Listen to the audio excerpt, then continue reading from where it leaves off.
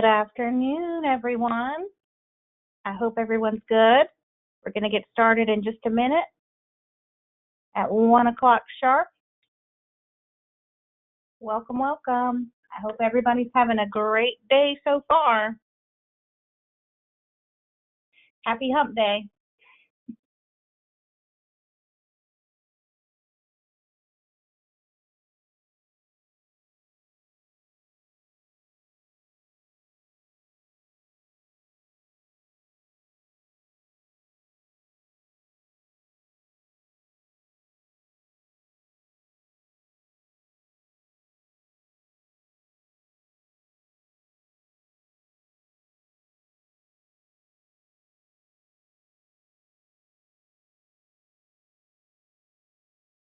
Let's just give it another little bit for folks to get on, and then we'll get started.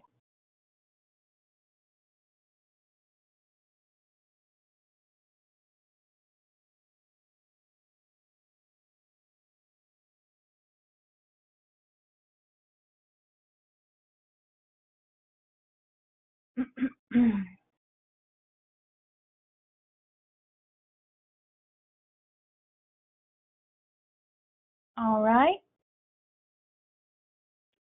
Here we go. It is 1 o'clock. We're going to get started. Good afternoon, friends and colleagues. It is great to have you today.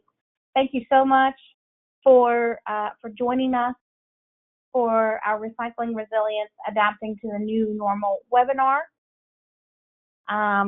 Many of you are probably back at work now, or maybe you never left. And, you know, some of you are probably like me at home, hoping your cat doesn't jump up on your keyboard of your computer during this webinar. That's my current situation. Wherever you are, whatever you're doing, I hope that you are safe, healthy, and well, and we sure do miss all of you and cannot wait to get together again.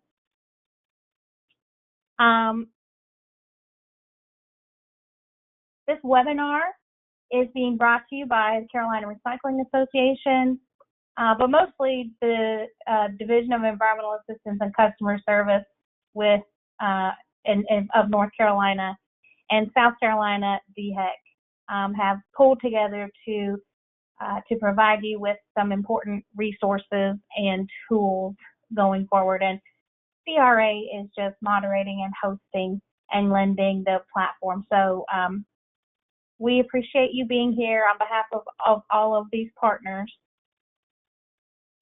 I'd like to take a moment to thank our sponsors, without which we really would not be here. We would not be able to do so many of these webinars and other things that we are doing. So thank you all for your support, your constant support.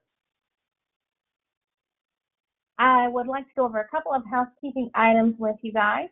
So we do have everyone in listen-only mode, and it will stay that way. This event will be recorded, so keep it clean, everybody. And we will be answering Q&A at the end of this webinar, but during it, throughout the webinar, you may certainly give us your questions in the chat box that is displayed here on the right side of the slide, and it should be in your panel that goes with GoToWebinar, where you can enter questions in the question box, and we will take those and gather those for the end Q&A.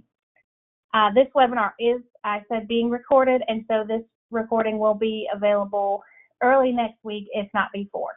And we will place this on our website where we have our resilience webinars, and we will share that link with you guys after this event. Here's our agenda for the day. We've got our State of the State, starring Carol Abkin, Research Assistant for North Carolina DEACS, Alex Miller, Local Government Liaison for South Carolina DEACS. We then have Mike Green, Recycling 911, who's giving us a talk next, and he is the Recycling Business Development Specialist for North Carolina DEACS. I left a word off there. Then we'll have Alex again to talk about community engagement. We'll hear from James Kilgo, the Solid Waste and Animal Control Director for Rutherford County, North Carolina, talking about funding options. And then some moving forward with Mel Gillis, the Outreach Specialist for North Carolina DEACS, and Sandy Skolichenko, the Grant Manager for North Carolina DEACS, among other things. And again, Alex Miller, and then we will have Q&A. So we're going to keep it moving for you today. So I would like to go ahead and introduce to you guys Carol Abkin. And Carol, I'm putting you on camera now. So if you want to go ahead and, there you go. Take it away, Carol. Hi, so I'm Carol Abkin. I'm with North Carolina's Recycling Office at DEACS, and I'll be sharing the results of a short survey that DEACS disseminated in June. Through the survey, we wanted to gauge the reaction of local governments to COVID-19 and to find out how much the virus has impacted local government recycling programs in the state. Next slide, please. Through this survey, we wanted to ask governments if they've experienced cost increases following the effects of COVID, and to know what changes, if any, that recycling programs have either considered or implemented following COVID and the effects of COVID. We also asked respondents how the DEACS team could better assist them during this time. Next slide, please. We received a fairly good response rate. Out of North Carolina's 442 local government recycling programs, we got 148 local government respondents. This response rate constitutes 33% of North Carolina's recycling programs and 23% of all local governments in North Carolina. Next slide, please. We found that overall, COVID-19 has not yet caused widespread changes to recycling programs in North Carolina. Only 19%, or 28 local governments out of the 148 respondents, are considering changes to their recycling programs due to COVID.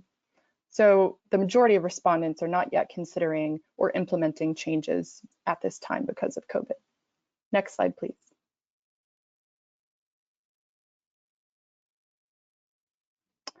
This graph looks at the breakdown of recycling program cost changes since the impacts of COVID. Over half of the respondents, or 61%, have not experienced cost increases to their recycling programs. However, 13% of respondents reported that their collection costs have increased, and 5% of respondents said that their materials recovery facility processing costs have increased. Additionally, 11% of respondents anticipate processing cost increases, and 14% anticipate collection cost increases. It's noteworthy, however, that these processing and collection cost increases may not necessarily be all because of COVID-19. It may be that MRF processing costs or collection costs were going to increase for some communities even without the effects of COVID. However, the virus may have exacerbated this issue as MRFs and haulers need to take social distancing measures and purchase personal protective equipment. And then there's also the effects of local government revenue shortfalls. Next slide, please. This slide shows a breakdown of the kinds of changes implemented or considered by respondents. Again, 19% of our survey respondents, or 28 local governments, reported considering changes to their recycling program because of COVID. As shown in the graph, 8 respondents reported considering or actually dropping a recycling program or part of one. Communities where recycling programs were already having difficulty finding markets for their recyclables, or who were facing budget issues before COVID, may have been tipped over the edge with the additional stress of revenue shortfalls from COVID response. For example, 2 local governments said that they may be stopping multifamily recycling, and 2 other local governments reported in their survey that they're removing glass from their commingled recycling. Another local government said that they may have to close a convenience center due to revenue shortfalls. 7 governments reported temporarily halting curbside pickup or the collection of special items such as textiles or bulky items or electronics from curbside. These changes seem to be geared to protect workers from additional contact with household items that could put them at risk of virus transmission. 5 local governments also reported another program change that's designed to protect workers from COVID transmission, which is reducing the number of employees riding in collection trucks so that the trucks can accommodate social distancing. A few local governments also reported either shortening or expanding their convenience center hours. A few respondents shortened their hours to allow more time for cleaning and sanitizing. However, we also received a bit of a cautionary tale from a county that reduced their convenience site hours to cut their personnel costs. After reducing their hours, the county told us that their convenience sites were overwhelmed with increased amounts of trash and recycling, and also with trash being left at the convenience site doors after they were closed. That county has since reversed its decision and will be resuming regular hours again this month. So shortening convenience site hours may also cause more problems than it was intended to solve. Additionally, 2 communities responded that they've reduced their curbside collection frequency from weekly to bi-monthly in order to reduce their program costs during this extraordinary time. And 2 other local governments also responded in their survey that they're raising their recycling fees in order to maintain their current levels of service. Lastly, 1 local government reported that their contamination levels in residential recycling has risen a lot during quarantine, so much so that they've asked their recycling carrier to start cart tagging and to halt service until the contaminants have been removed from those recycling bins that were tagged. So it may be that cart tagging may be one way that local governments can sort of take advantage of people being home during the pandemic in order to change recycling habits for the better. And so thank you. This is actually the end of my slides, and I hope that this information will help paint a general picture of COVID response in North Carolina recycling programs. All right, thank you so much, Carol. We appreciate that. And next we have Alex Miller from South Carolina DEACS to give us an update about what's going on in Southern Carolina. Take it away, Alex. Okay, so I'm Alex Miller. You'll see my face several times. So I'm just here to give a brief overview first about the survey that we also sent out, similar to North Carolina's. Next slide. So this is just a brief overview from our fiscal year 2019 Solid Waste Management Annual Report. So we counted 122 programs within the state and 486,002 tons of solely residential recycling material. And this accounted for 35.8% of all recycled material within the state. The full report is available online at scdhec.gov/data reports, and a limited number of print copies are available if anyone is interested. Next slide. So similar to North Carolina, our survey was about the effects of COVID on the recycling programs and how local governments are handling that. We sent out the survey to 46 counties, all 46 counties and 87 municipalities with which we have contacts for. Next slide. So we received 37 responses, which is about a 28% response rate, which is pretty good. And it was from a variety of communities, so large, small counties and cities. So we posed 6 questions, and the last 3 were open-ended. The first question, have your recycling costs increased since COVID-19 affected the state around mid-March? There were 5 choices provided, and as you can see in the chart, most say there were currently no increase in costs. However, if we total the other choices together, so yes, there is or will be a cost increase that they know of, this makes up 22 of the 37 responses, which is about 59%. So that's telling us that costs are increasing around the state. Next slide. So these are just some charts I put together. It's a 10-year trend from our fiscal year reporting. So the total cost of both recycling and solid waste, that is reported in our full cost disclosure reports. The total solid waste spending and total recycling which is part of the total solid waste, is at an all-time high for South Carolina, as reported through the counties. Oh, okay. So that's just showing you how the trends have increased, and costs have just consistently gone higher and higher. Next slide. So moving to the next question, we asked if changes are being considered to the recycling program due to COVID-19.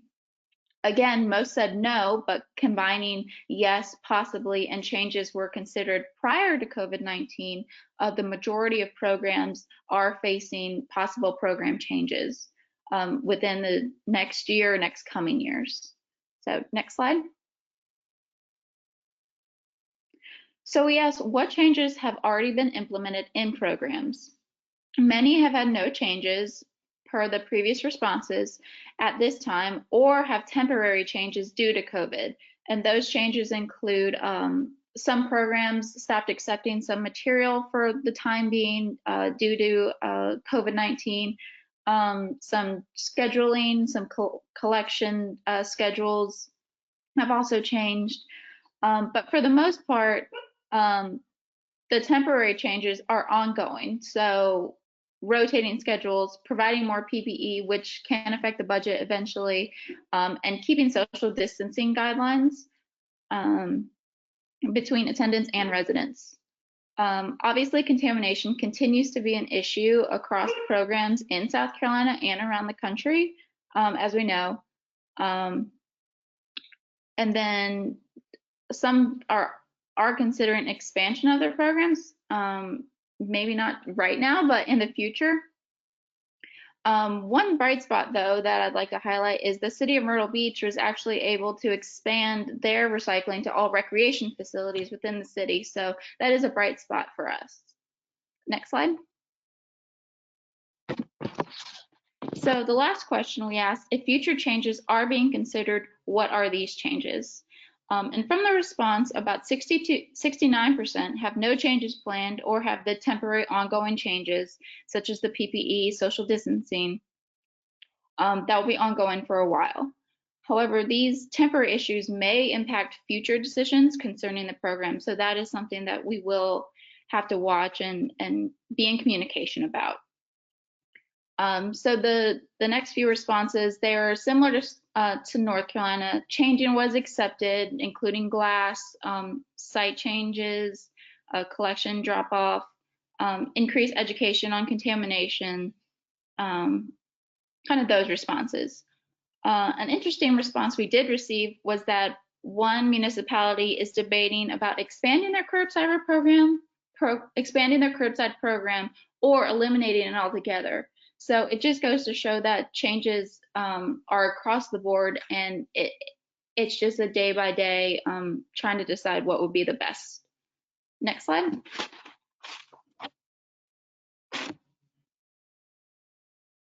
So I just want, sorry, I forgot that was next. So the biggest takeaway from our survey is that COVID hasn't necessarily impacted the operations directly that we've seen for the long term. However, that's not to say that increased collection or processing costs implemented on the local governments aren't due partly to COVID. So that could impact our local governments just going forward because of that. I still think that contamination is the biggest challenge, as we've seen both here, North Carolina, and across the country, because it'll affect what can be collected, processed, and sold, which affects the bottom line. And that's all I have, Mary.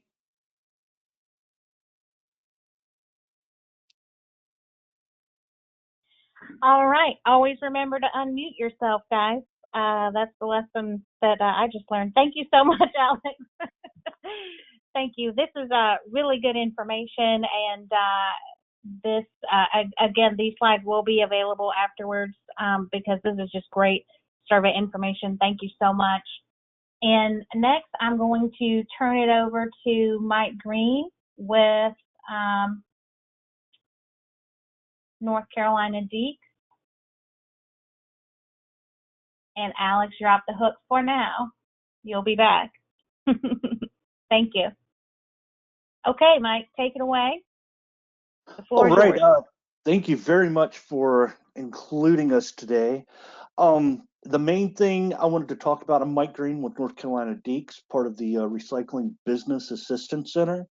The main thing we wanted to look at is if you're anticipating possible budget shortfalls due to the COVID crisis, you may be faced with some hard decisions.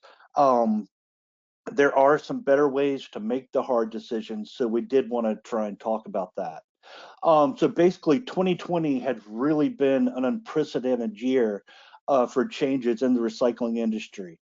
Um, Before we were dealing with market fluctuation and educational challenges, COVID-19 has affected budgets, um, led to increased residential volumes, more contamination from those residents, safety concerns that everyone has had to deal with. Some local governments are going to be faced with challenges as they look at their budgets and assess possible shortfalls from both tax base and extended charges. Historically, recycling programs have been a common target for budget cuts, even though resident demand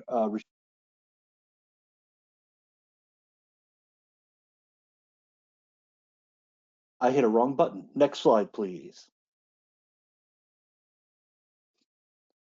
All right, so the best thing to do is try and stay ahead of any budget challenges that your program may be looking at.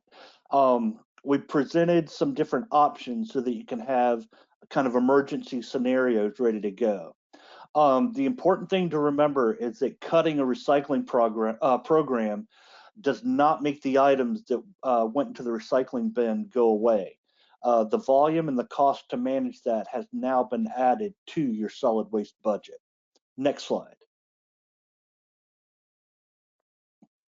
So these recommendations are drastic maneuvers. We would never make these suggestions under normal circumstances in a healthy market. It's basically meant to be a temporary means to keep your programs intact until things calm down a bit. Any temporary changes should be clearly communicated to your residents to help them understand what's going on. The biggest thing to remember is that manufacturers in the Carolinas and across the country, they're still depending on recyclables to make everyday products like toilet paper, plastic bottles, and food packaging. Next slide. All right, so before you make any cuts to the program, you really want to try and look at increasing fees for recycling service. A lot of times, if you take a deep dive into it, you'll find that the per household cost would only be pennies per day to keep everything going. The Recycling Partnership found that 84% of people view recycling as a valuable public service. And a lot of those residents are willing to take on small additional charges to continue recycling service. Next slide, please. So one of the first levels you may want to look at is eliminating special collections, such as electronics or white goods. A lot of that you can try to change to drop site only. You may also want to look at putting a fee to those services if you have to go to collect them. Another thing you may want to look at is reduce service frequency. If you're doing weekly service, a lot of studies and experience has shown that reducing to every other week using 96-gallon carts can have a big effect on your budget and still keep close to the same amount of recyclable material. Every other week really is the industry standard for residential curbside pickup. So if you're already every other week, a temporary change to monthly pickup can help keep operation costs down. If you make a change like that, a lot of your residents will be asking for additional carts. We have some grants available to help you purchase additional 96-gallon carts that Sandy will cover later in the presentation. You may also have to adjust your drop site operation a bit. You may have to increase your hours. It's also possible that you may need to reassign some of your recycling drivers or some of your other staff to help avoid layoffs. And if you need to make changes to your drop sites, there are grant funds available for that as well. Next slide, please. So another level up that you may want to look at if your program is having budget issues is collecting glass separate from single stream. Most material recovery facilities have multi-tiered pricing menus with glass in or glass out. Glass out can be a quick way to cut some costs from your program. But instead of requesting that your residents throw their glass in the trash, we ask that you partner with your county to see if you can use their existing convenience sites to collect glass, or if possible, convert one of your own established drop site to have a glass-only dumpster. If you do not have any drop sites currently, a glass drop site does not take a lot of space. There are grant funds to help you make those adjustments. We can also help with education around that. Strategic Recycling in Wilson is the primary market for glass in North Carolina. Tom Sire is super to work with. I've actually helped another community in the past week, and Tom and I met with that community to help them look at a glass out option. So feel free to contact Tom or contact me if this is something you want to look at, and we can look at some of the best options for you. Next slide, please. So worst case scenario, you may be faced with suspending your curbside program. One thing we ask is if you are forced to suspend your program, to try and see if you can make it a 6 or 12-month suspension, and then go back and look at everything later down the road to see if you can afford to get the program back up and running. If you do eliminate your curbside, you need to make sure that you offer an alternative drop site option. If you're not running the drop sites in your area, you need to make sure that you're working with the counties or the cities around you that are operating their drop sites so that they can be ready for that additional material. If your curbside recycling is suspended, do not instruct the resident to use recycling carts for trash. It confuses the residents and makes it really difficult to restart recycling service later down the road. If all you're operating is a commingled drop site, it may be necessary to take a step back in evolution and go back to source separated temporarily. It's the most protection from market disruption. There may be additional work to help you find markets for the materials, but my group, the Recycling Business Assistance Center, we have relationships with different markets around the state and around the country. We can help you with that.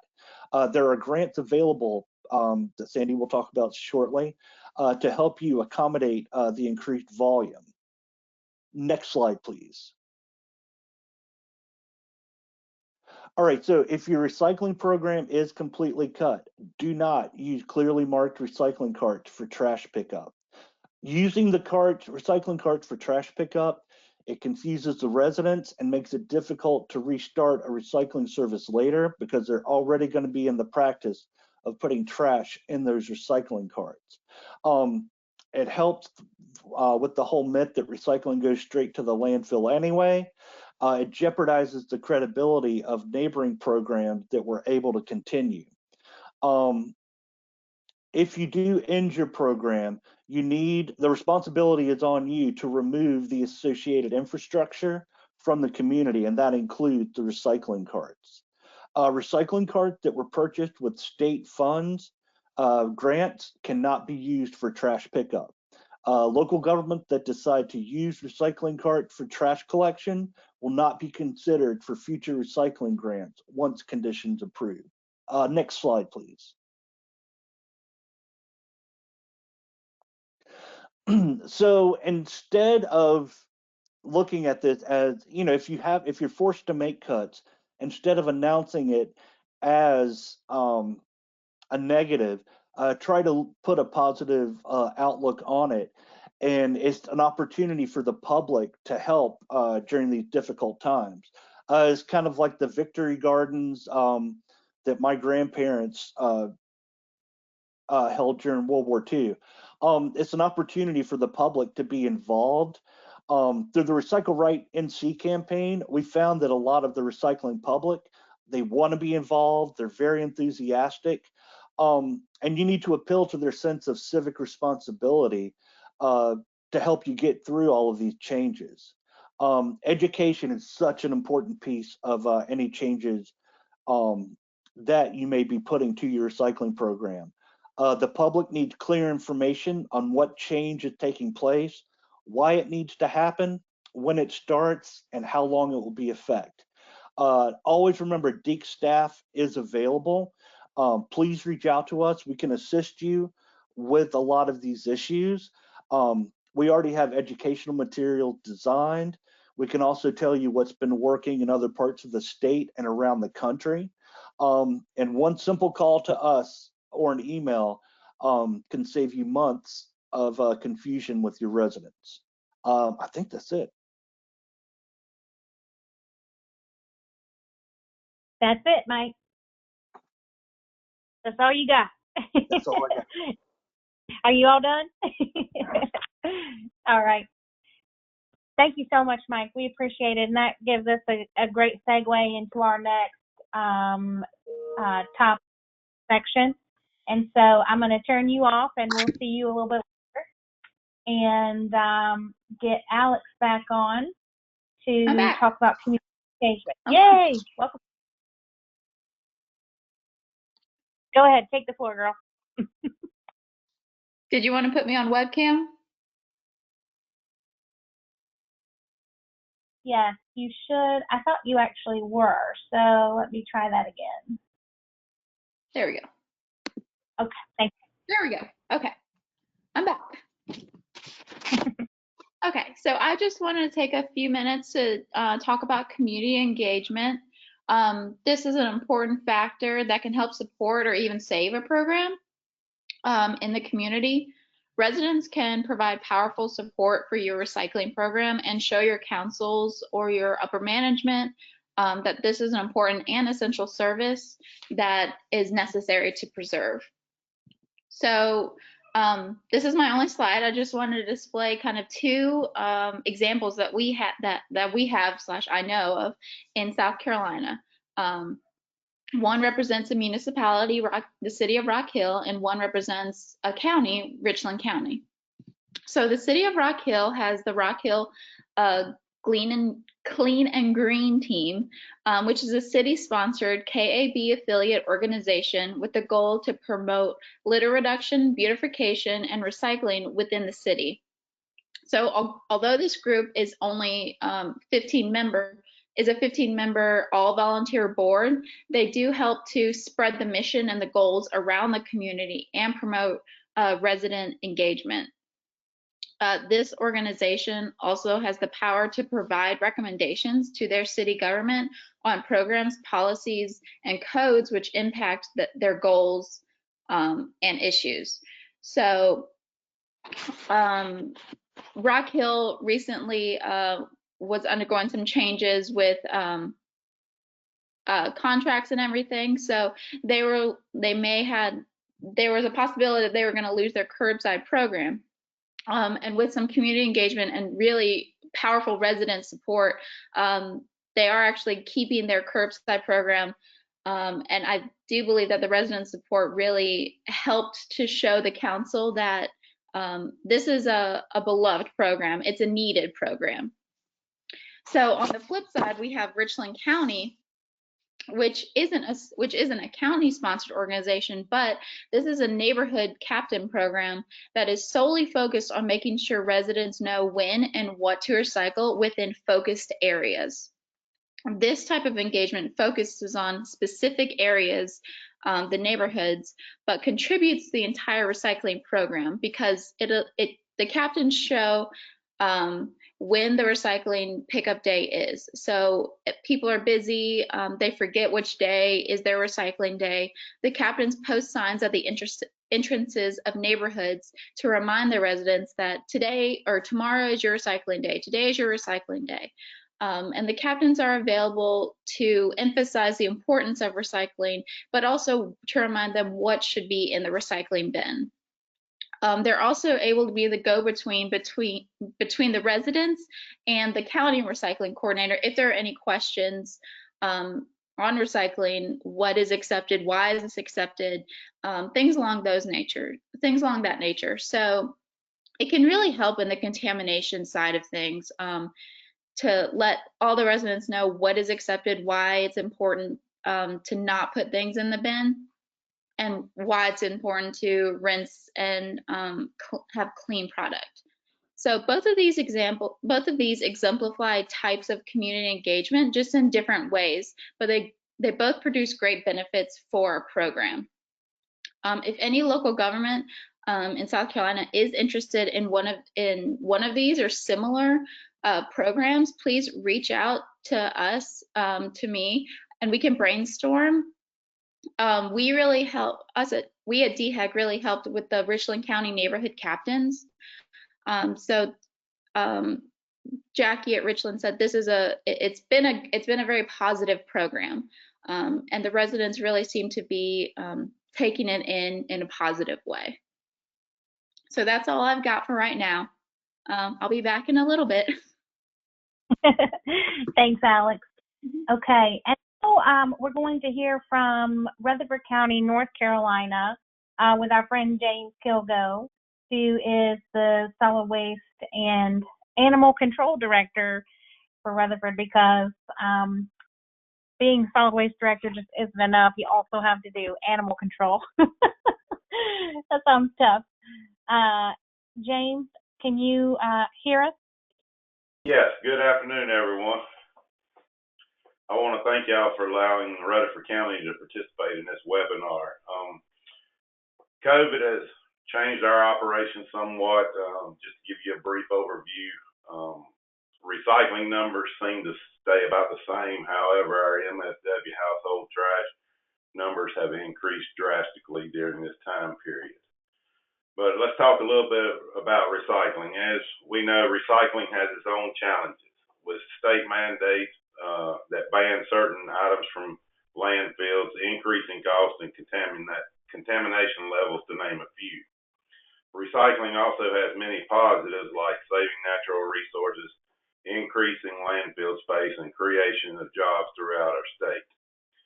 Rutherford County's point of view is we strongly encourage and promote recycling to our citizens and businesses. Rutherford County was faced with a situation. Our first initial recycling contract was signed in 2014, and it expires on June the 30th of 2020. So last fall, early winter, we sent out RFPs to have those back in time to work on the 2021 budget. Naturally, with COVID, the budget was not as easy to come by. A lot of Zoom meetings, go-to meetings to get that done instead of in person like we were used to.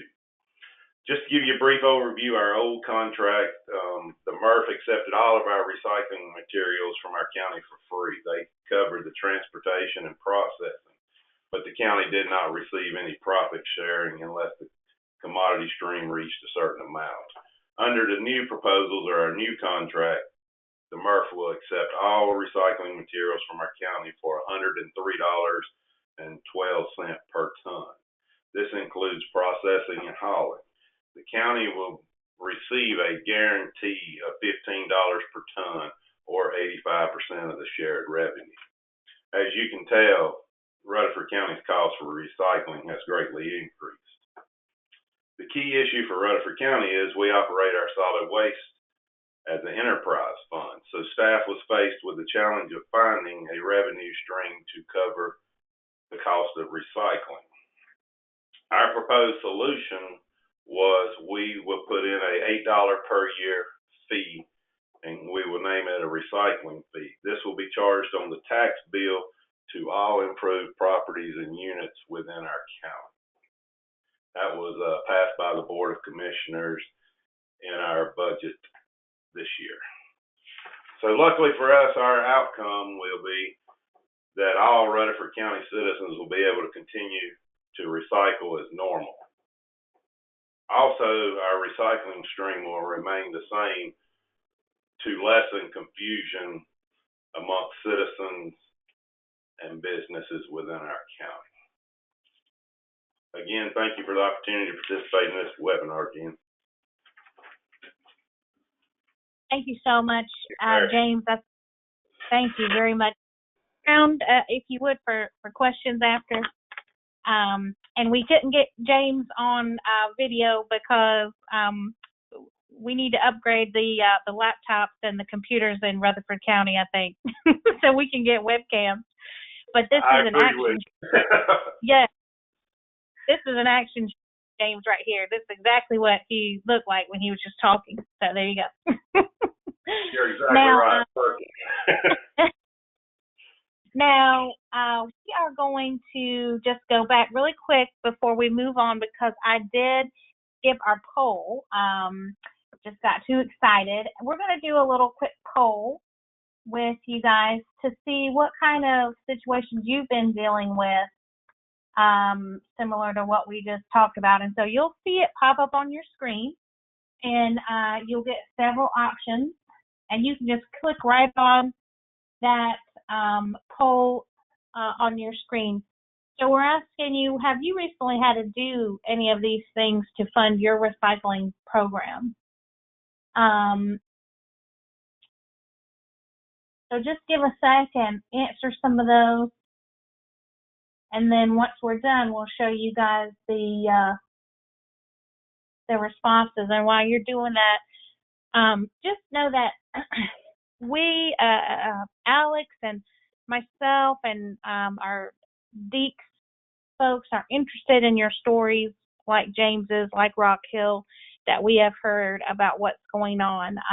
Wherever there is good leadership, where there is good community engagement, we want to know about it, because we can share that back out with everyone else, and you can be a resource for everyone by just sharing those things. So let's see what we got. See if we got any more votes coming in. Got a couple more trickling in. All right, let's close it down, and we'll show you guys what the results are. Let's see.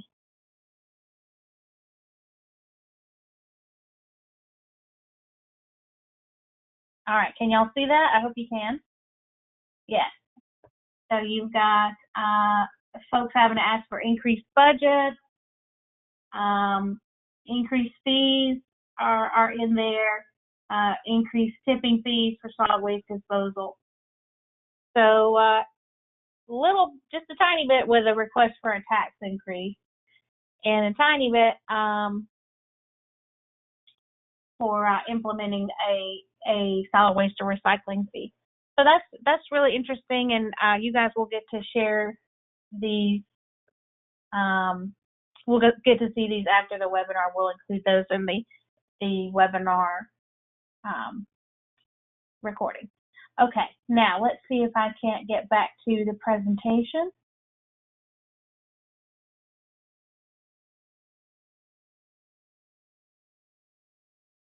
Okay. I gotta get off this poll, y'all.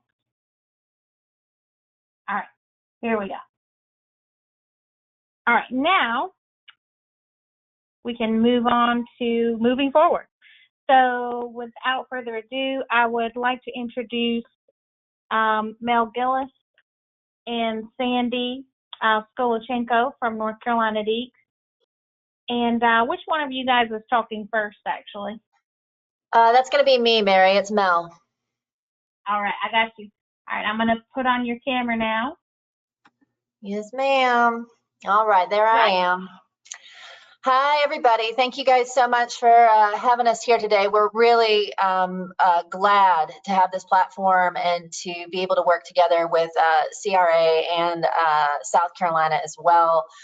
We've been hard at work on our team trying to figure out some solutions for you guys and answering questions and concerns as they've been coming in since COVID started.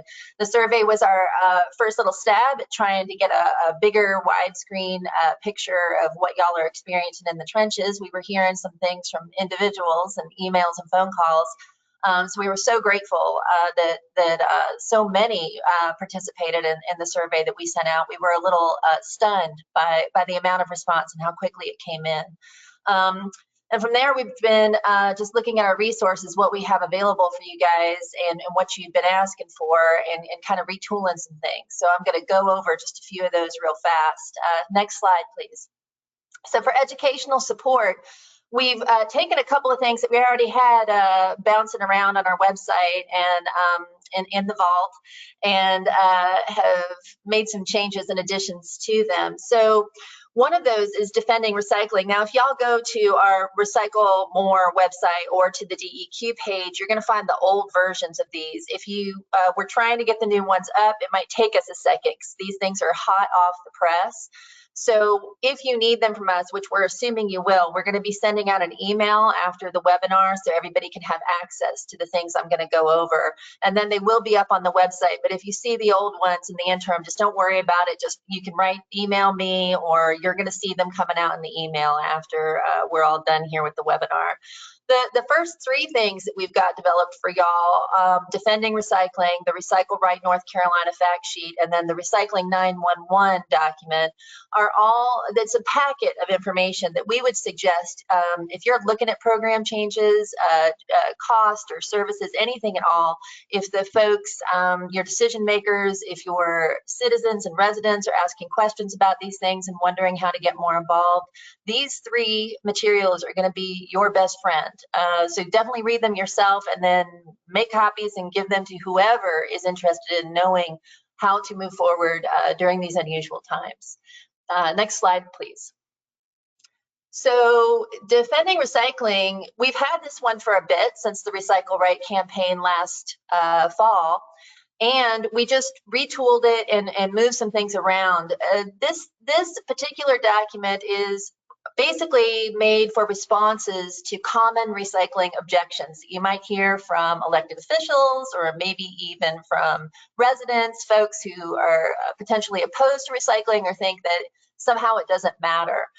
Most often we hear things like, you know, recycling isn't mandatory, or we don't have the budget for that, or it isn't profitable, landfilling stuff is cheaper.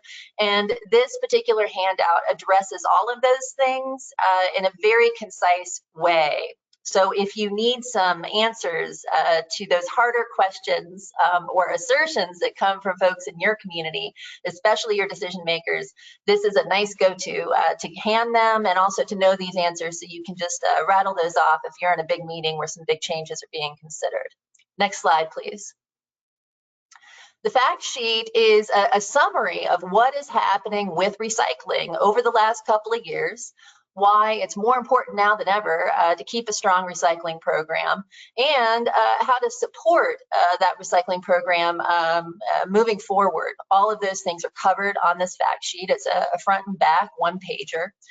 The sections on it are the important recycling truths. These are the basic benefits to recycling, that it creates jobs, returns resources to beneficial use, those sorts of things. It also has a summary of the current stressors on the recycling industry, including a little bit about COVID-19 and how that has affected solid waste management. That we had operations that we had to modify for worker safety, that the recycling volume moved from primarily commercial to residential, and in so doing, we have a lot more contamination is what we're hearing from y'all. Also, COVID-19, another big change was that it gave us some budget shortfalls due to decreased tax revenue. There's another section on the fact sheet about actions that are needed now. So this gives you some strategies for dealing with whatever the programmatic changes are that you all might be facing, including, of course, considering increasing those recycling fees, just like we've talked about in this presentation a little earlier. There's a bit in here too about the true cost of recycling. So some actual facts about how this is not a free service anymore. It's an investment in job creation, and that there's that it's a valuable public service that the community really asks for and expects at this point. Just like they do funding for schools or highways or any other utility. Also, there's a summary of recycling by the numbers, so some hard facts for you guys to be able to share with folks who maybe are considering why recycling is important or not important. Next slide, please. This document is the summary document of all of the strategies that Mike went over a little bit earlier. So this is what we're calling Recycling 911. It has all of the potential considerations that you guys might have summarized here for you as you're looking at potential program changes, and they're leveled in order of severity. So we start off with some easier to make alterations to your program, and then from there it goes to things that are more drastic, like completely cutting your program and then removing your recycling bins. So we created it so that when folks read it, including your decision makers, elected officials, whoever, they have this idea that there's a continuum. We don't have to just jump to cutting a program. There's a lot of other strategies that we can consider before we get to that kind of drastic sort of situation. Next slide, please.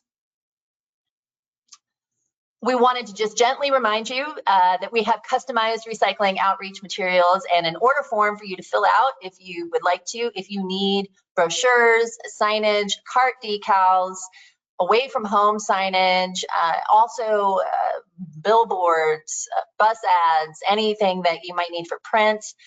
In addition, we've just developed a full suite of compost materials. If you are encouraging your residents to start backyard composting, or even considering, we hope you are, some sort of collection or pickup or a site where you folks can bring their compost, we have all sorts of educational stuff to support that. So if you need that, we have design services. We do not print these materials for you, but we will design them with your logo on them. We can brand them the way that you need to for your community. And you just fill out this form, you get it to me, I'll ask you a bunch of silly questions, and then from there we pass it on to our graphic designer. She takes care of things, we get it back to you. That process generally takes a couple of weeks, sometimes a little bit more. So if this is something you're interested in, please reach out or fill out this form. Next slide, please. Good. All right. And this is another gentle reminder of our social media toolkits. We have these up on the DEQ website. We have two new ones. One is for compost, like I just went over. So we have a whole set of compost social media posts that you can put out there with the associated text. So the graphic with the text that can go along with it. We are seeing a big rise in interest in compost with so many folks staying at home. And also we have a Do Your Part series that was specifically designed for COVID-19.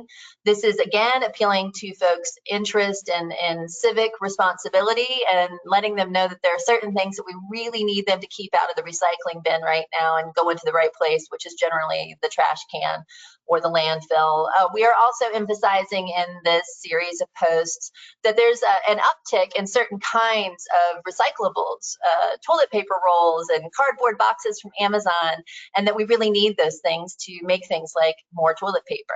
So this is a specific series of posts just for this current situation that we're finding ourselves in. And I think that's it. From here, I believe I handed it off. Oh, there's this. Okay, finally a little summary of who we are and what we do. So sometimes, we talk about how we offer technical assistance, and that can be a little bit vague. I like to really get into the nitty-gritty about what sort of services at DEACS we do offer to folks. So we can help you with your contracts if you're looking at reviewing those. We can help you in considering some ways to reframe the services that you're offering. We've got assistance with looking at your budgets and maybe how to switch those up a little bit.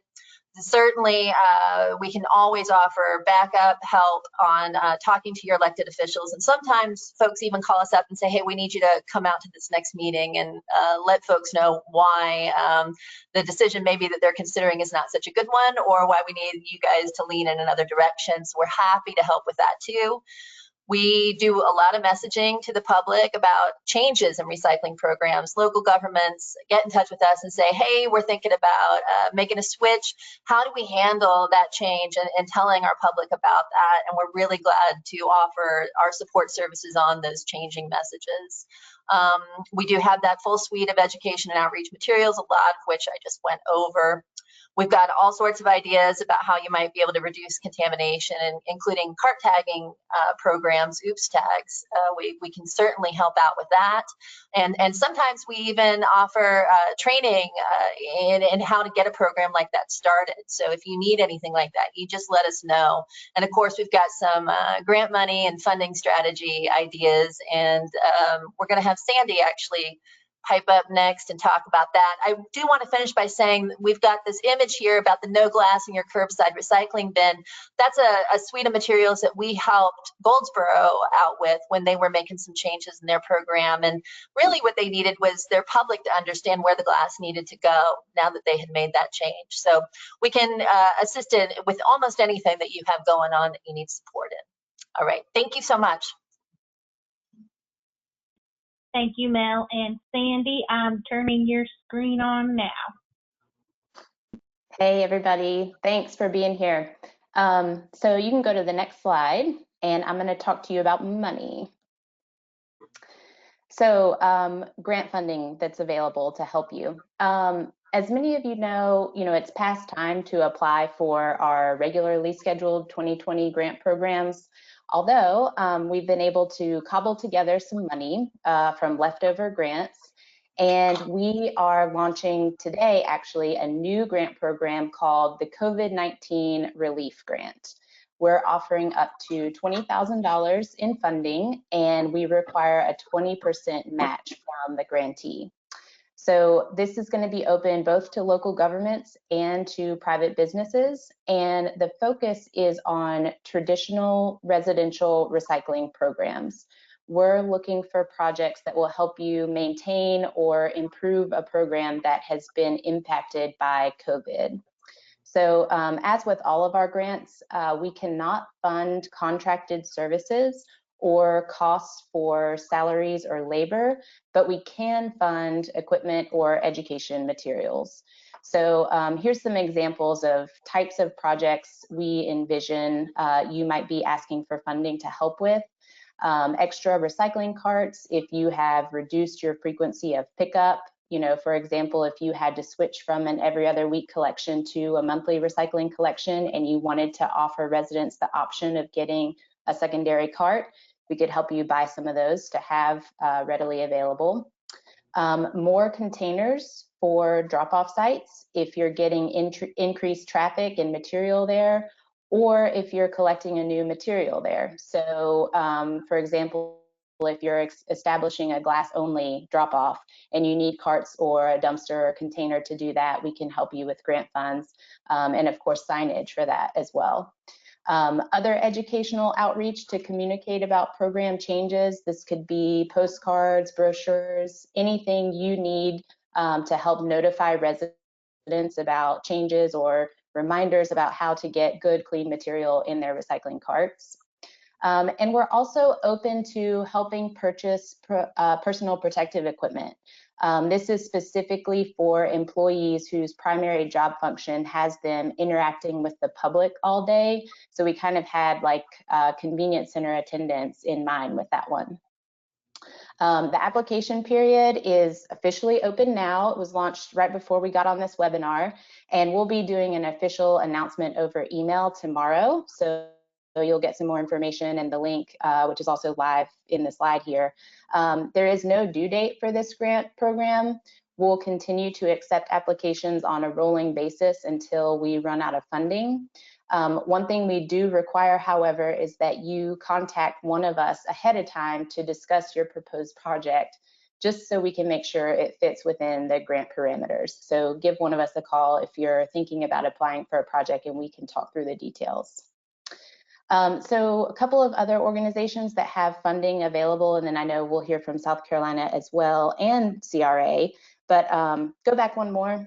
The Recycling Partnership has funds to help purchase recycling carts. That is to provide new or expanded service.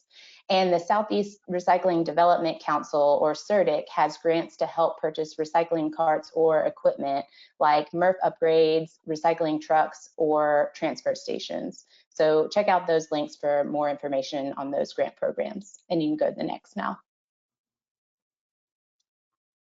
So we still are hearing that safety is on the top of everyone's minds. So really briefly, we just wanted to throw these in here to highlight some national organizations that are doing a great job of making safety information available and continuously updating it as we learn more about the virus. These are great links to have handy and just kind of check in periodically. I'll just briefly mention the top one, ISRI. I really like that one. That guide goes through a list of potential transmission points that recyclers encounter day to day, and then it offers suggestions for how to reduce risks at each. So I think it's a really practical and helpful document. On the webinars, we know there's just so many webinars out there, more and more opportunities it seems like I'm seeing come into my inbox. So just a few to throw out there as highlights. Of course, the first CRA webinar in the Recycling Resilience series had a focus on safety. One thing that I really liked is it included a public health professional as one of the panelists, and she was able to answer questions and offer advice about ways to stay safe and keep employees safe. And the last two links are some recorded webinars that have been really helpful from the Recycling Partnership. And then Resource Recycling is launching a webinar series that is free and begins on July 8th, and they're hosting webinars weekly on Wednesdays. And they always have really great information and perspective. So you can go to the next slide, and I just want to leave you with contact information for all the DEACS staff that you heard from today. So feel free to reach out to any of us, and I'll turn it back to you, Mary. Awesome. Thank you so much, Sandy. And now we are going to turn it over to Alex again to give us some, oops, come back, Alex. And I'm hanging up on you, Sandy. Bye. Take it away, Alex. Okay. So I'm back again. I just wanted to point out that some of the slides that Sandy and Mel had also apply to South Carolina. So all of those resources on COVID, everyone check those out. And also the outside grants are also available to South Carolina. So if you could, next slide. So specifically from our office, we have resources specific for local governments. We of course have our grants program, which include waste hire, used oil, and solid waste management. Those are due July 1st. Repeat, those are due July 1st. So that application the application due date was extended because of COVID. If you have any questions still, just contact the grants staff at swgrants@deac.sc.gov, or you can contact me and I'll get you in touch with them, but please apply for those. We also provide technical assistance similar to what North Carolina has. So program assistance, that's everything from we can help you reframe your program if you have to adjust to what you're collecting. We can provide budget assistance, strategies to reduce contamination, which also goes along with our Recycle Right campaign, and any help you may have with that. We also provide attendant training. I do the training myself. So I come in and talk to your attendants about their importance in the program, what you expect of your attendants, and then going over kind of a background of South Carolina recycling and then the county recycling. So For program assistance too, I can make site visits, but with the site visits and attendant training, right now I'm not allowed to make non-essential work travel. So if you are thinking about one of those, please just contact me and we'll discuss it, and maybe come up with a later date or do a virtual training. That's also an option. And then we also are coming out with the updated recycling directory. And that'll be through SC Department of Commerce. That will replace what we've done in the past, which is the Green Resource Index. And hopefully it'll be easier to find vendors within South Carolina and in the surrounding areas. It'll be online and be more interactive. So I'll send everyone an email once that's available and ready. We also provide educational and outreach assistance, which is one of the main purposes of our office. So our campaigns focused at local governments are the Recycle Right SC campaign, which replaces the Recycle More SC campaign, and the Don't Waste Food SC campaign. And those also tie into the solid waste grants this year for Category 2. We also provide the South Carolina Recycling Professional Certification. We haven't had it in a couple years, and we were supposed to have it in April, but coronavirus. So I'm still working out whether we will have it virtually or wait till next year and have it in person, hopefully.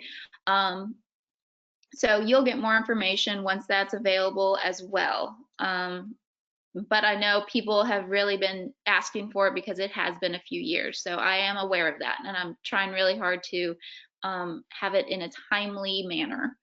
And then with educational and outreach assistance, anything else you might need. As you know, we have Greg in our office. He's our in-house graphic design artist, and I work with him closely, and we brainstorm, and he develops what you may need.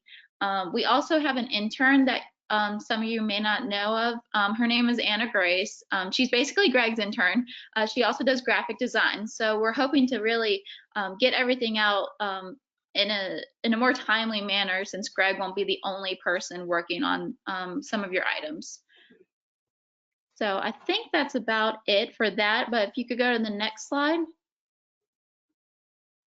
So these are just some of the examples that Greg and I developed this past year that can be helpful.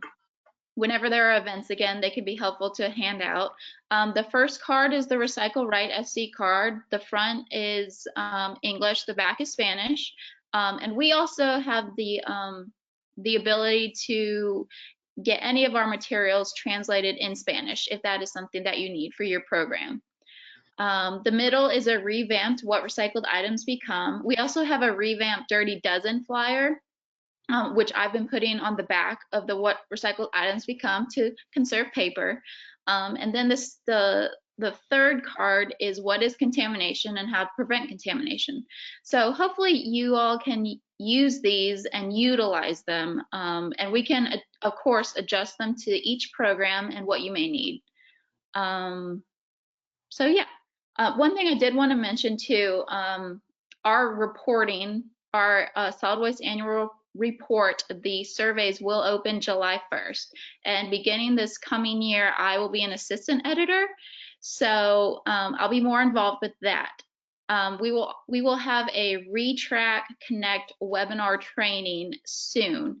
I wanted everyone to know that. So if you could plan to attend whenever it will be, Katie will go over Retrack, kind of make sure everyone understands what it is, how to use it, how to input information, and all that. So that will be in an email coming soon.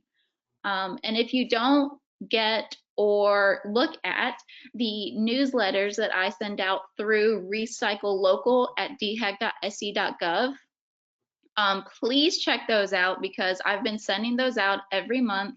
And it's just a lot of updated information from our office around the state and around the country. This includes news, webinars, events, which we're not having right now, but I think I really try to make it packed full of information. Next slide.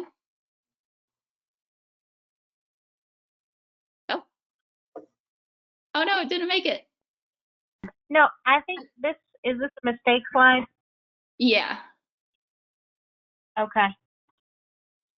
This is the last one I have for you. We might be missing one. Yeah, so the last slide was supposed to be a reminder. We have the Take Action SC annual workshop. So this year it's virtual. I did send an email out to everyone with the link to register, so I can do that again and provide it. But it's the Take Action SC workshop, so it'll provide information for teachers on what Take Action is, lessons, trying to remember off the top of my head, and similar things like that. But I'll send the information out again since it's not on here. But that will be July, I believe July 29th from 9 to 12:30. So if you haven't registered, go ahead and register if you're interested, or if you know of teachers or educators or anyone who would be interested, please share that. And I will again share that in an email and on the July 1st and in the July newsletter that will be sent out to all governments. And there's my contact information if you don't have it. Thanks, Alex.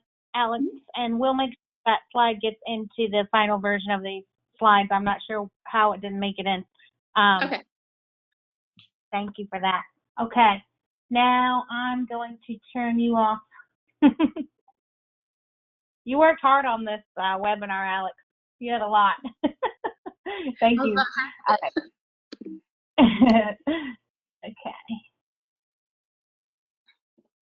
Okay. And I'm just going to talk briefly because I want lots of time for Q&A. I'm going to just talk briefly about some CRA resources to go along with all of the ones you've already heard about.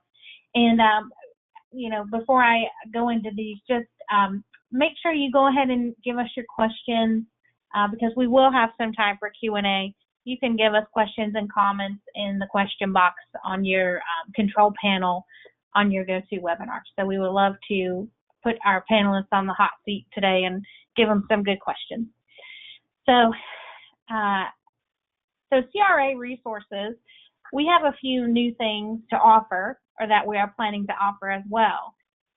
We have been awarded a U.S. Department of Agriculture grant that will help pay for outreach materials, printing and distribution of outreach materials for small cities and rural communities. So the criteria is that a city is defined as a small city by the USDA, not by us, for this grant. And that is 10,000 people or fewer in that city, which we have quite a lot of in the Carolinas. And then rural communities, so basically counties unincorporated. So this funding is exclusively for those communities who need it most, and even regardless of if services are being provided by a private hauler or the local government, it doesn't matter. But the funding goes directly from CRA to purchase these materials directly and fund the distribution. So it's not a grant that that we would fund the community directly with a check, for example, for them to print their materials. We actually do all the work. That's part of the stipulation of these grants. Nevertheless, this is going to inject a good amount of money into education and outreach in these communities, and we're really excited about it. The funding also helps pay for conference attendance and travel scholarships. So we have enough funding in there for 20 scholarships for the conference, for the upcoming conference. Now, in the event that something happens, that money may have to be channeled elsewhere or forwarded to another year, but we're keeping our fingers crossed that everything is going to go on as planned in March of 2021, and we will have great scholarships for folks for the conference, more than we've ever had before. We're also planning to invest in an online community. This is really a very, very nice website platform basically that is more interactive than what you've seen in the past. It has a much more sophisticated member directory that you can search based on a lot of different criteria and pull up different lists of vendors or communities that you can then download easily. It'll also have a map, so it will have market maps and program maps. Whatever we want to put on it, we can map. And then we'll also have topic-based forums and groups. So you might have seen something similar if you are a member of SWANA. They have something similar. A lot of associations, bigger associations, use this tool, and we are planning to invest in it as well. In the absence of being able to meet in person as much and having those concerns, that's really a driver for us investing in it right now. But it's something we've been looking at as an organization for years. So we're glad to kind of be able to focus on that right now. It's a great need. And then, of course, we've been providing the resilience webinars, and we'll be providing more online events and online event support.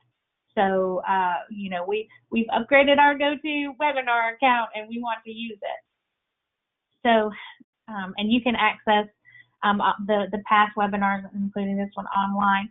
Another thing that we didn't include in this slide, but probably should have, is that we are planning to create a form letter that is appropriate for elected officials and communities that we can send to communities in support of recycling to decision makers. So we're aware, that CRA has a unique ability to advocate for recycling in a way that those who work for the government really can't, that violate potentially ethics policies and things like that. And so we want to provide that type of strong support that is that brings the force of this association to the table. Oops, I think I stopped sharing my webcam. There we go. So we have strength in numbers, and that is why your membership in CRA is so very important. It not only supports CRA financially, but it makes our strengths come across, because we can say we have 1,200 members, 350 member organizations, and all of that kind of stuff is communicated to decision makers, and we will be including that in that resource. So stay tuned for that to come out as sort of a form letter. But in the meantime, if DEACS and DHEC, we work very closely together and know a lot about situations going on in different communities and support each other as much as we can on our own. But if you need that type of spokesperson for your community, if you sense that things are getting challenging, or things are going to get difficult in the recycling arena, or things are being questioned, funding is being talked about, then let's go ahead and activate CRA. Let's go ahead and activate DEACS and DEQ and get ahead of it. And again, I'll say anything that I need to to support your recycling program. CRA doesn't have those kind of concerns of being employed by a local government or state government. So we will get in there and fight for it for you on your behalf.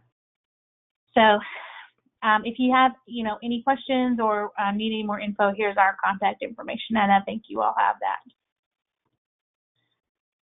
Okay, and now I'm going to turn all the panelists back on. So everybody take your accept your request, and this is going to look like the Brady Bunch.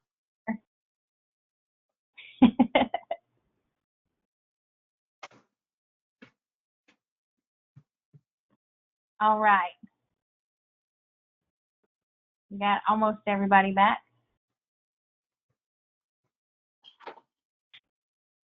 Here's the story of a lovely lady.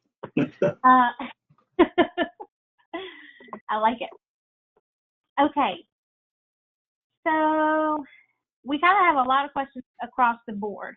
So before I go into these, is there anything that our panelists would like to kick off and say that you felt like you missed or want to reiterate from your presentation before I go into this? I do. Sure. Yes, Alex. I just want to emphasize that if your program is having a problem, please call or email me. Please, please, please. I want to know before it happens instead of after it happens, so maybe we can help.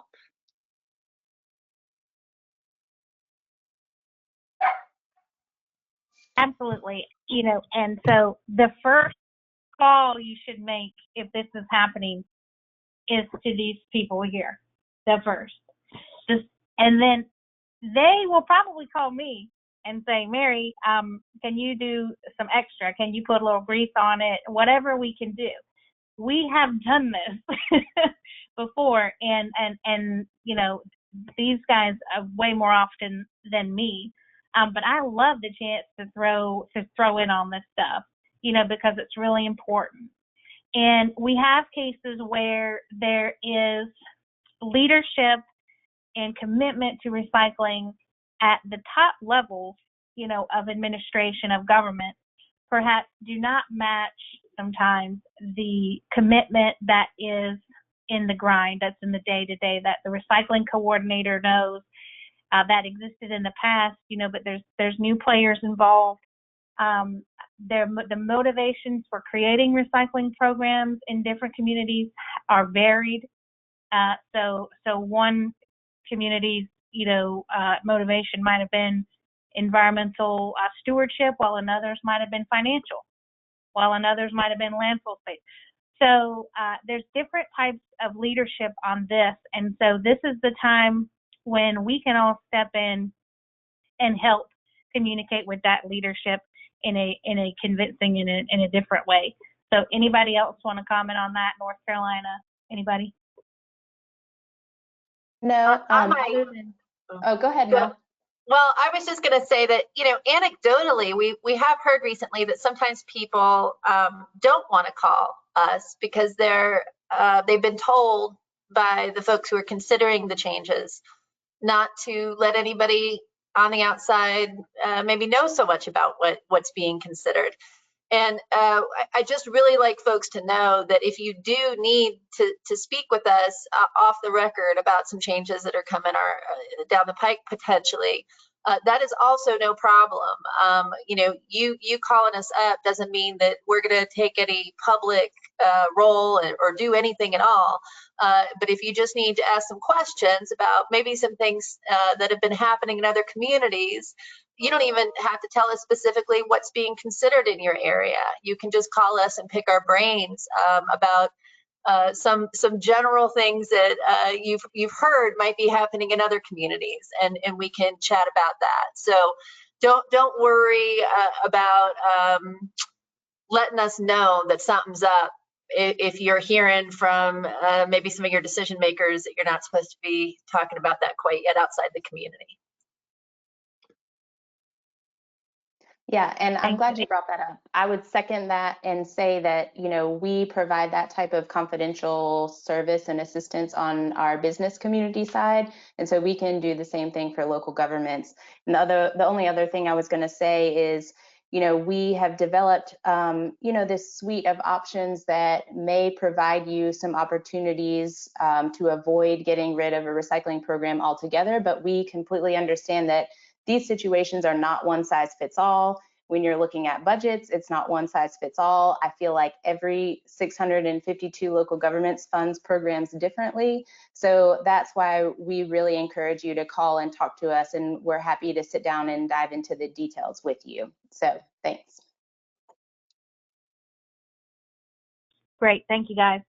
We've had a couple questions about all of the brochures and the materials that you presented, Mel, about those being available on your websites for download and use. Do y'all want to speak to where folks can find that, or how we're going to address that? Yeah, sure. If you need the form to order outreach and education customized materials, the form for that, if you need our graphic design services, is located both on the DEQ website, and we included the link to that on the actual slide. And the slides will be available, but it's also located on our Recycle More North Carolina site too. So you can find it in either place, or you can just, write to me, mel.gillis@ncdenr.gov, no problem, and I'll just send it to you. So that's that for the. Is that the question, or was it about other materials too?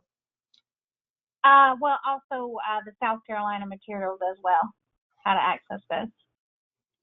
So it is available on our website. I know it's a little hard to find, but it is available on our website, or you can always just email me or email Greg if you have his email as well. But we have all of those. We have them digital, and we have them in print in office as well. Okay, great. And Mel, the resources that you also presented for decision maker communication and all that good, wonderful stuff, that is also on the Recycle More website. Yeah. Unfortunately, no. So the recycling fact sheet, the Defending Recycling 911 are 3 materials that we have just overhauled in-house, and it takes a second for us to get those up and available on the website, unfortunately. All 3 of those, if you need them, we're going to be sending them out to folks after this webinar. So there's that. You can also, again, just write to me directly and I will get them to you. I think those are the 2 best ways for now. So we'll be emailing them out, and then also you can just get in touch directly with me.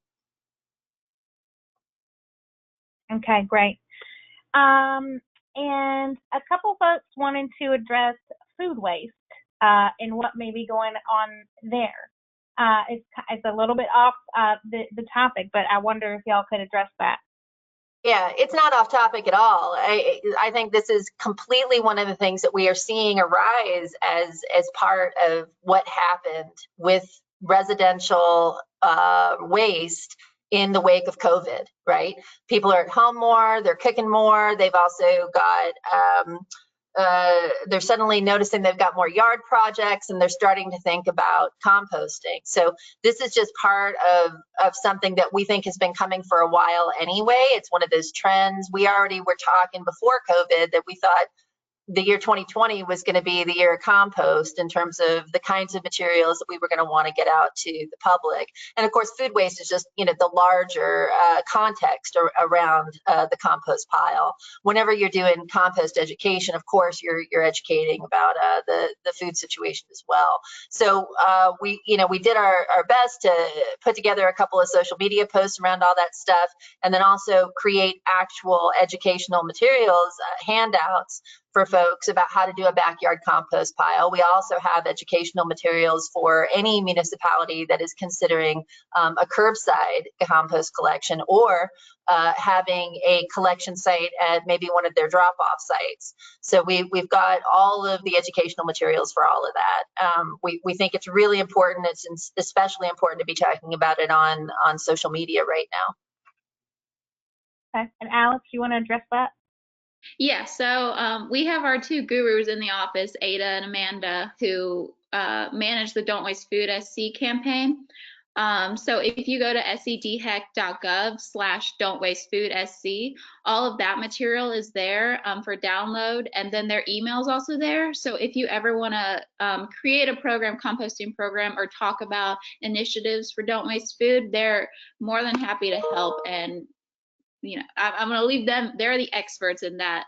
But please just reach out to them. Okay, great. Some Mary, people are. Run in and say one thing that I forgot. So this is it. If you're considering any changes to your recycling program, a nice thing to emphasize that's easy for folks to do at home that's going to reduce their waste is compost. So it's a feel-good message. People are really responding to it. Again, it harkens back to that idea of civic responsibility. So, we would say promote the heck backyard compost, or start thinking about a compost collection program, or at least a drop-off site if you're not already. It's a nice way to let people know they can still be doing great stuff to reduce their waste. Thank you. Now, we're getting close to 2:30. The panelists have agreed to stay on a little bit later. At least they did before we did all this. Do you guys want to stay on a little bit later to talk about the rest of the questions? Okay. For those folks attending that have a hard stop, we want to tell you thank you so much for joining us, and we look forward to more of these webinars and sharing and educating each other. Thank you again, and please join me in thanking our panelists as well. So moving on to just a couple more questions. There's some folks concerned about recyclables being, landfilled because of COVID and being rejected and that kind of thing. Not for per se contamination, but I guess there are some rumors out there. The old oh, they're landfilling your recyclables anyway thing. Yeah. So I wonder if y'all could address that, and that might be a good opportunity to talk a little bit about markets and demand, and no, this is not, probably happening in most cases, but if it were, have you heard of anything? So I'll just start out. So I would just say, if due to COVID, just be open with your residents, because we did have to have some programs. They were sending everything to the garbage, and that was just for safety concerns on their part. So if that is the case, make sure you're open and clear with your residents that this is a temporary issue, and that your recyclables do not always go to the garbage. I think it's very important that it's just a clear message. But then also, it all goes back to contamination. If it's not recyclable, it has to go somewhere. And why isn't the material recyclable? It's because it was contaminated.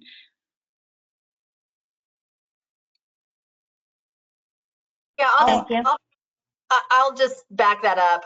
For 2 seconds, I 100% agree with that. And, this is one of those revolving rumors, right? There will be a couple of programs that have to make some decisions. We saw this also when the markets were in trouble for a little bit there with what happened with the national sword in China. And so you get a couple of reports that recycling's being landfilled, and so, that's accurate for a couple of places, and then all of a sudden it's all the recycling's going to landfill, and always has been. So I agree with Alex so much. Just let your folks know, yeah, maybe that had to happen for a second because we were in an unprecedented situation, and everything is back up and moving the way that it should be. Yeah. Sandy, it looked like you had something to add. Well, I'll just add real quick. At the beginning of this outbreak, when everyone was trying to figure out what was even going on and were recyclers able to stay open, we tried to have a pretty frequent and honest conversation with our MRFs across the state to make sure they were still able to stay open and keep their employees safe and keep recycling things. There were maybe 2 that had to hesitate for a minute and figure things out, but every one of them stayed open and continued to sort materials and sent them to market. And on the backside, we're hearing from markets that the residential recycling stream is so important right now because that commercial stream is gone. So all the cardboard that was coming from businesses, it's in very high demand right now because people need to make new boxes, new toilet paper, new packaging. So I think this is really interesting that it's opening our eyes and letting us tell that story about how essential recycling really is and how it really fits into the supply chain. And, I think we have an opportunity to carry that message forward and share some of that with our residents and try to communicate, you can do your part, participate in your recycling program. It doesn't go to landfill, it goes to make really important stuff that everybody's buying right now. So we're trying to spread that message and hope that others are too. Okay, anybody else? Lynn? Okay.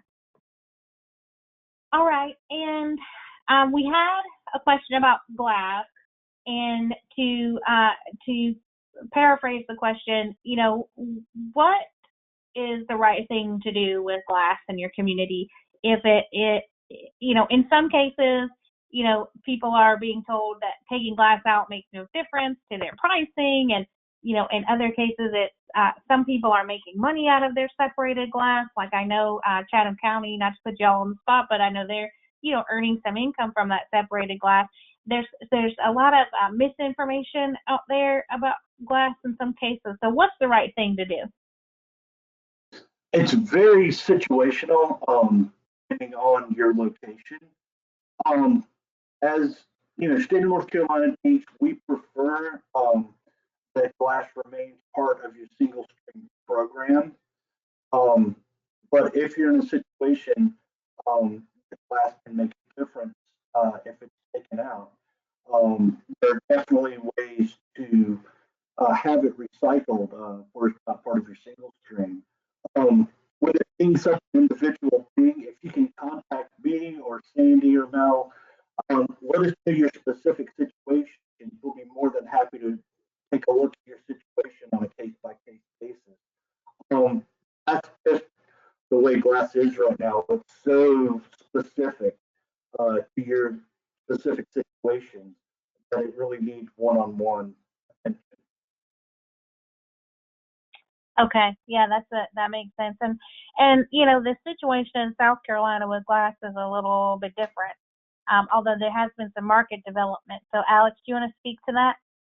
Yeah, so there has been some developments. I'd have to check on how it's going right now, just with everything going on, but it is still happening. So we're hoping to have a new outlet for glass for a lot of the communities soon, if not some of them already. But it will be preferable to keep the glass separated. I know that with some of the curbside programs that do have glass in their stream, it's going to be difficult to nearly impossible to ask residents to separate it. But that's where the drop-off sites will come in handy, with the glass already being separated, the cleaner material for this new market. But again, like Mike said, it's a situational thing. It'll vary from city to city, not just, and then county to county. So if you have any questions about it, specifically in South Carolina, just contact me or Richard, and we can help out with that and see what the options are and how we can move forward. Thank you. That's great.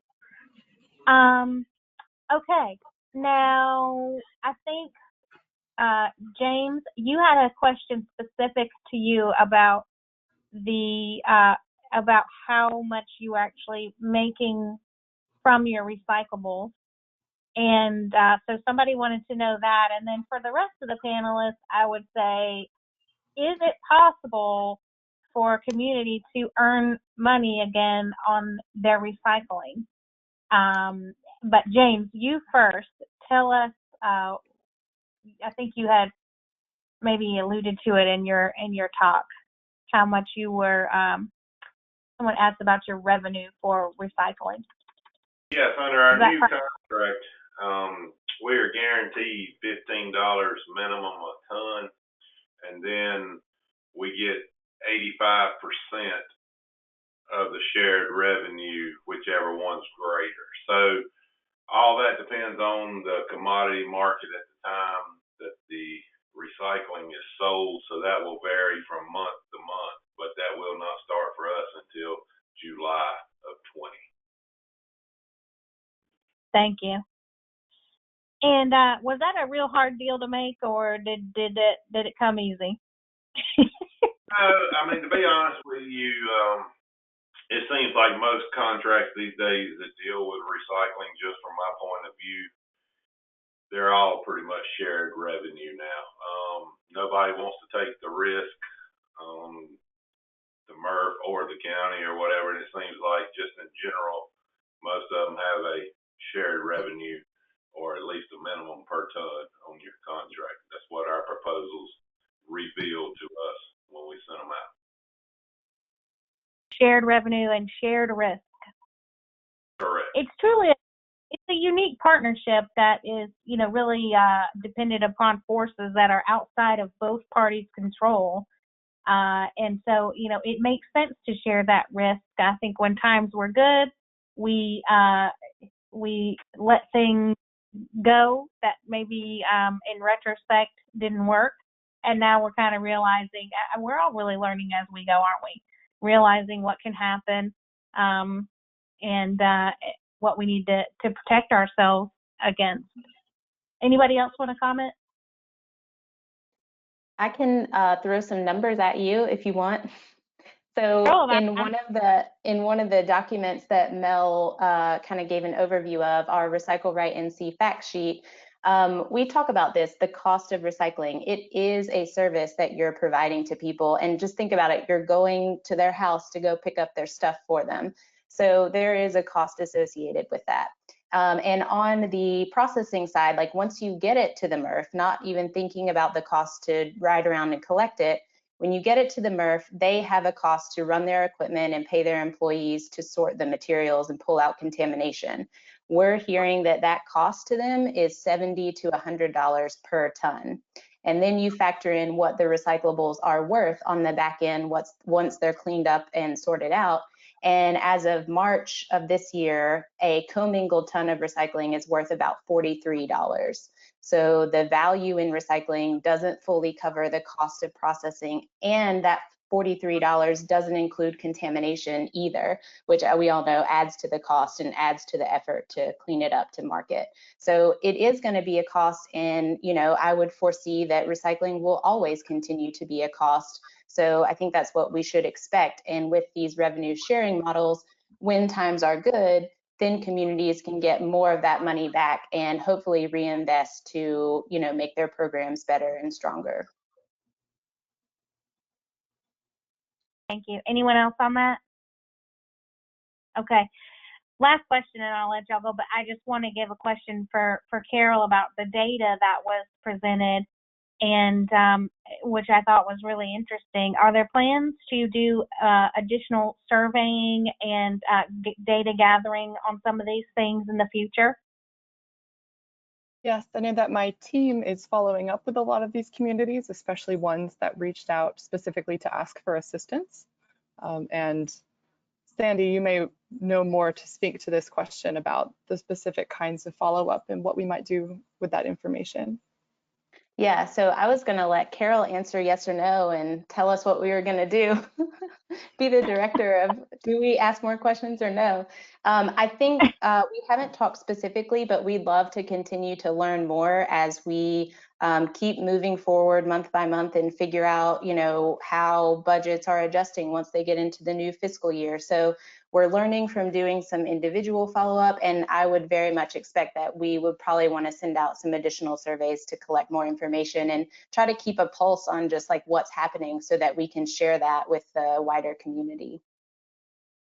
Yeah, I'll add to that. I think one of the most interesting things about the survey was not just that it gave us data and information about what was actually happening in the trenches, but also it led to people saying, and we need help with this, which was awesome. So when we've been talking about the results of that and doing our follow-ups with the local governments who asked for assistance, we're recognizing that this might be a beneficial thing for us to keep doing in the coming months, for sure.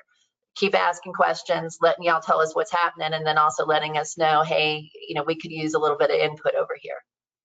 Yeah, I think it will also be interesting in several months from now to revisit the question of the local governments who thought that their processing and collection costs, they anticipate them increasing even though they haven't increased yet.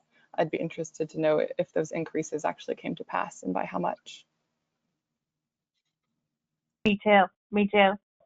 Alex, what about you guys? I'm sure you're planning to do some more surveying as well. Yes, I feel like I send out a survey to my guys like once every 2 weeks. I feel like I need to stop sometimes.